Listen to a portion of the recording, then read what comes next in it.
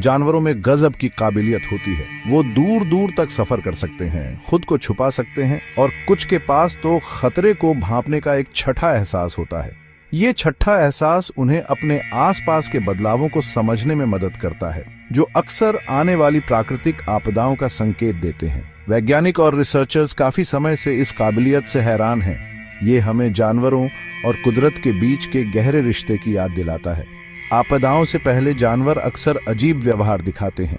ये बेचैनी या घबराहट जैसे छोटे बदलाव हो सकते हैं, या फिर अपने घरों से भागना या अजीब आवाजें निकालना जैसे बड़े बदलाव। हमें ये छोटे संकेत समझ नहीं आते, लेकिन जानवर अपने आसपास के माहौल के प्रति बहुत संवेदनशील होते हैं। उनकी जान इसी पर निर्भर करती है। समुद्र की गहराइयों से लेकर पेड़ों की ऊंचाइयों तक दुनिया भर के जानवरों ने यह काबिलियत दिखाई है। उदाहरण के लिए 2004 की सुनामी से पहले श्रीलंका में हाथियों को ऊंची जगहों पर जाते देखा गया था।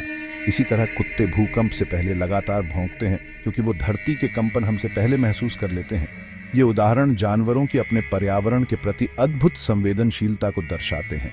इन जानवरों की प्रवृत्ति को समझना हमारी सुरक्षा के लिए बहुत जरूरी हो सकता है। उनके व्यवहार पर ध्यान देकर हम आपदाओं की तैयारी के लिए कीमती समय बचा सकते हैं। ये बात जानवरों के जीवन का सम्मान और रक्षा करने के महत्व पर जोर देती है। आखिरकार उनकी जान हमारी जान से जुड़ी हो सकती है। जानवरों के पूर्वानुमान का एक सबसे अच्छा उदाहरण भूकंप को भांपने की उनकी क्षमता है।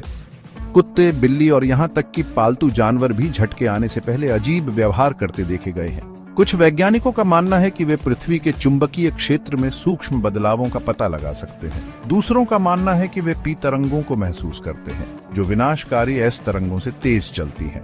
डॉल्फिन और व्हेल जैसे समुद्री जानवरों ने सुनामी का अनुमान लगाने की अद्भुत क्षमता दिखाई है। पानी के दबाव और इंफ्रासाउंड तरंगों में बदलाव के प्रति उनकी संवेदनशीलता को इसका कारण माना जाता है। ऐसे कई उदाहरण हैं जब ये जीव सुनामी आने से पहले ही तटों से दूर चले गए थे। ये व्यवहार इन घटनाओं को बेहतर ढंग से समझने के लिए समुद्री जीवन का अध्ययन करने के महत्व को रेखांकित करता है। ज्वालामुखी विस्फोट एक और